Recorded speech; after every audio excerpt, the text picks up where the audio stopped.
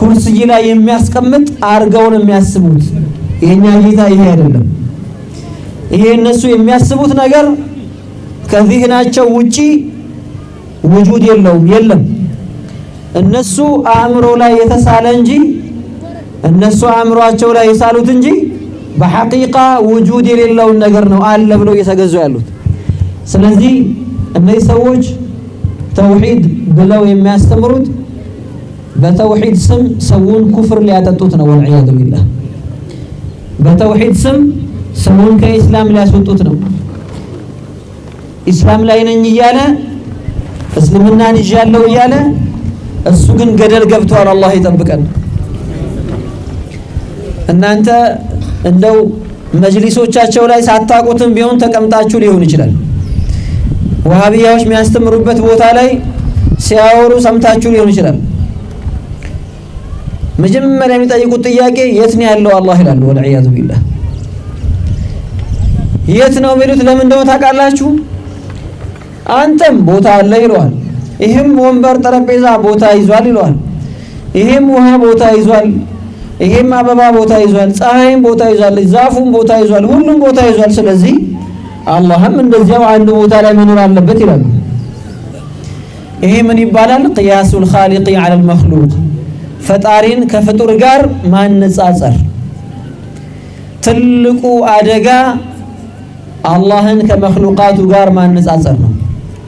አንድ ሰው እንደዚህ ከሆነ አላህም እንደዚህ መሆን አለበት ብሎ ማለት ሲጀምር ከኢስላም ይወጣል። አላህ ይጠብቀን። ለምንድን ነው? ጌታችን ሰው አይደለም። ፀሐይ ቦታ ካለ አላህም እንደዚያው ቦታ የያዘ መሆን አለበት ካለ ይሄ ሰውዬ አላህን ከፀሐይ ጋር የሚያመሳስል ጂስም አድርጎ የሚያስብ ሰው ነውና ኢስላም የለውም። እኛ ኢስላማችን ተውሂዳችን አላህን ከመኽሉቃት ጋር ከማመሳሰል የምናጠራበት ንጹህ የሆነ መንገድ ነው። ዛሬ ይህንን እውነተኛ መንገድ ለማበላሸት ተውሂድ የሚል ስም የያዙ ውስጣቸው ግን በጣም በጠለሹ እምነቶች የተሞሉ ኪታቦችን ሰው መሃል ያሰረጫጫሉ። ይሄ ነገር ሲጋለጥባቸው በፊት የሚሉት አላህ አርሽ ላይ ተቀምጧል አይደል የሚሉት? አይደለም እንዴ? አንዴ ደግሞ ይላሉ ተደላደለን ምንለው ተቀምጧል አንልም ይላሉ። አለፍ ብለው ደግሞ አይ ተቀምጧልም አንልም ተደላደለም አንልም ከፍ ብሏል ነው ምንለው አሉ። እምነታቸው በየጊዜው ምን የሚሆን ነው የሚቀያየር። ድሮ ይቀመጣል ይሉ ነበር። መጽሐፎችም አሉ እንደዛም ይሉ። ትንሽ ቆይተው አይ ይቀመጣል አንልም ይደላደላል እንበላሉ። ትንሽ ቆይተው አይ ከፍ አለ እንበላሉ። ሳይነካካ ተንጠልጥሏል አሉት። ወልዒያዙ ቢላህ አላሁ ተዓላን ለመግለጽ የሚጠቀሙበት ነገር ሁሉ መኽሉቅ የሚገለጽበት ነገር ነው። ፍጡር የሚጠቀስበት ነገር ነው። ስለዚህ ተውሂዳችንን እንጠብቅ፣ ኢስላማችንን እንጠብቅ፣ እንዳንታለል፣ እንዳንሞኝ። አንዲት ነገር ልጥቀስላችሁ።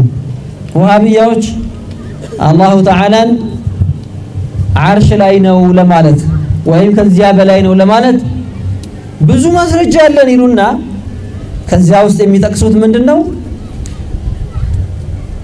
በረፈዐሁ አላሁ ኢለይሂ የሚለውን ስለ ሰይዱና ዒሳ የተናገረውን ያመጣሉ። አይደለም? አልሰማችሁም? ይሄን አአሚንቱም መን ፊ ሰማእ የሚለውን ያመጣሉ። አይደለም እንዴ? ሰይዱና ዒሳ የት ነው ያሉት?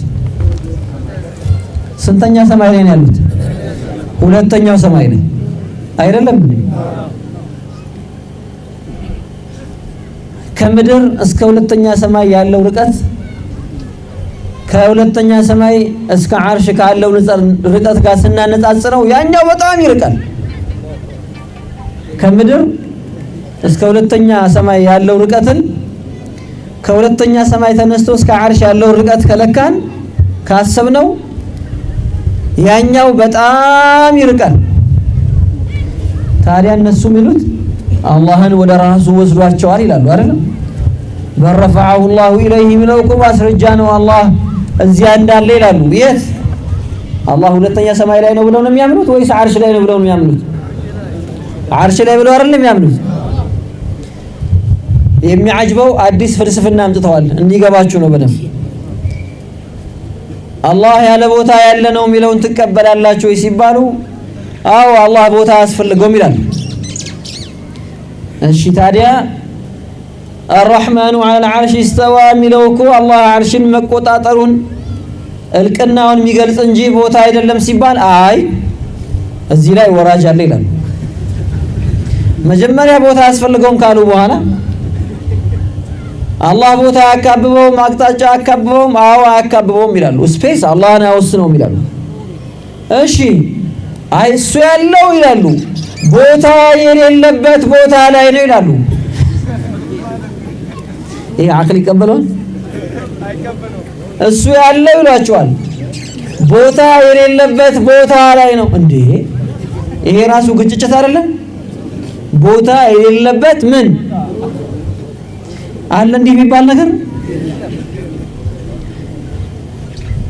ከዓርሽ በላይ ነውና ከዓርሽ በላይ ቦታ የለም ማለት አረ ቦታ አለ ከዓርሽ በላይ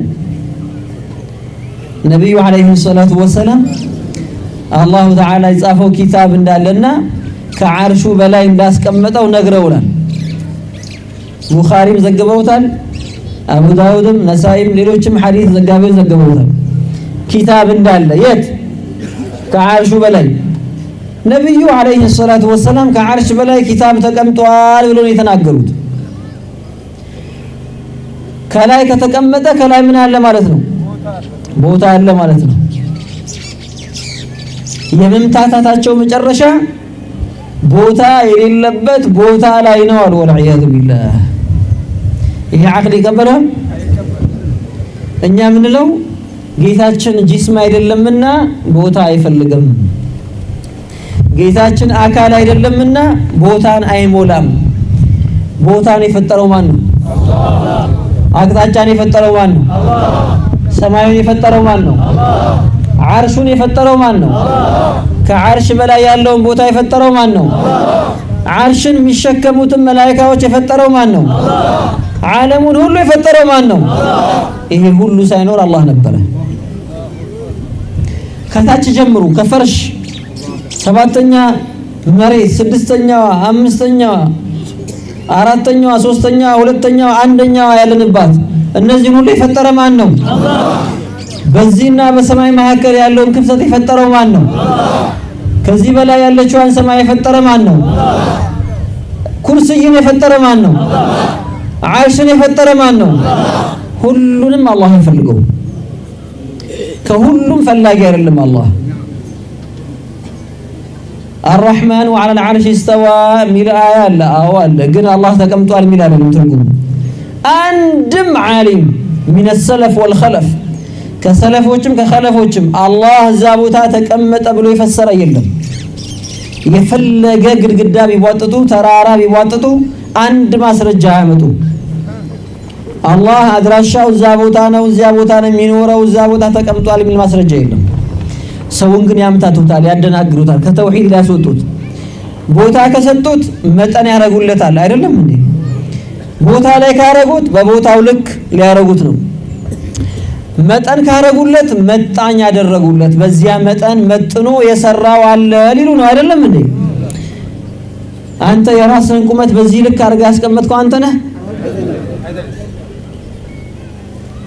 በዚህ ቁመት አርጎ የሰራህ ሰሪ እንዳለህ ማስረጃ ነው ፀሐይ መጠን አላት የላትም ፈጣሪ እንዳላት ምልክት ነው ቅርጿና መጠኗ ራሱ መሬት መጠን አላት የላትም መጠኗ ራሱ መጣኝ እንዳላት ማስረጃ ነው ሰሪ እንዳላት ምልክት ነው አላህ ቦታ ላይ ቢሆን በቦታው ልክ ይሆናል በቦታ ልክ ቢሆን በዚያ ልክ አርጎ የሰራው ያስፈልገዋል ከሌላው ፈላጊ ከሆነ መخلوق ነው እንጂ ኻሊቅ አይሆንም ነበር እኛ የምንገዛው ኻሊቅን እንጂ መخلوقን አይደለም تعالى عن الحدود أبو جعفر الطحاوي سلفي ናቸው ከሰለፍ ዑለማዎች አንዱ ናቸው አላህ ከመጠን ልክ ይጠራ ነው አሉ والغايات ከመድረሻም ይጠራ ነው والأعضاء والأركان አሉ ከማዕዘናትም ይጠራ ነው አላህ والأعضاء ከትልልቅ አካላት ይጠራ ነው ከእጅ ከጭንቅላት ከእግር ከሆድ ከጀርባ ይጠራ ነው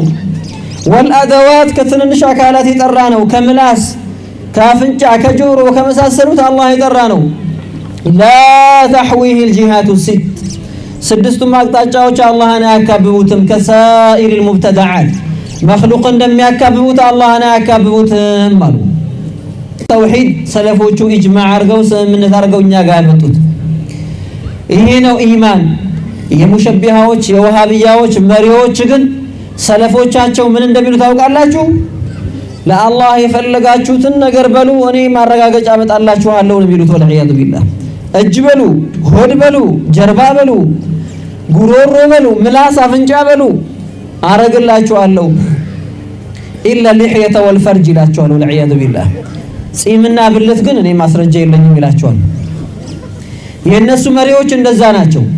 ወሃቢያ ወላሂ አፍሮ ነው እንጂ አላህ ሰውን ይመስላል ማለት ይፈልግ ነበር። አፍሮ ነው ሰው ምን ይለኛል ብሎ ፈርቶ ነው እንጂ ሐዲሱን ቃል በቃል ነው እንወስደው ብሎ አይደለም እንዴ?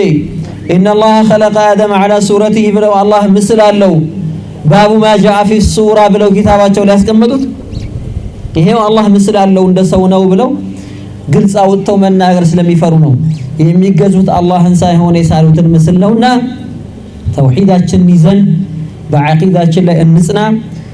ሌላኛውን ክፍል ኢንሻአላህ ለሼክ ዚያድ ተውላቸዋለሁ ከተወሱል ጋር ወሃቢያዎች ምን እንደሚሉ እኛን መሻይኾቻችንን የመሻይኾቻችንን መሻይኾች እንዴት እንደሚያስከፍሩ ደግሞ እሳቸው ይነግሯቸዋል ኢንሻአላህ ተዓላ። አላህ በሰማነው እንጠቀም ያድርገን። ወሰላሙ ዐለይኩም ወራህመቱላሂ ወበረካቱሁ።